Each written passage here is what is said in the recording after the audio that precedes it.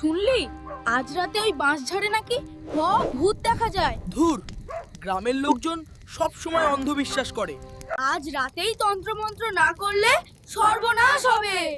আরে বাবা, এরা সত্যিই বিশ্বাস করছে। ওই বাঁশ ঝাড়ে আজ অশরীরী নেমেছে। হ্যাঁ, কে যাবে আমার সাথে? আমি তো যাবই না। ঠিক আছে, আমি যাব, দেখি ভূত কোথায়। তবে সাবধান, ভয় পেলে পালাবি না।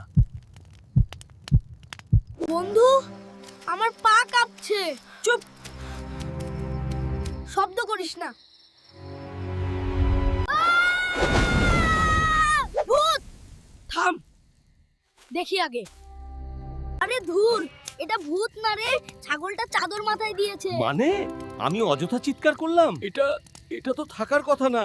অন্ধবিশ্বাস না করে আগে সত্যিটা যাচাই করুন। বিশ্বাস নয়, প্রমাণ চাই।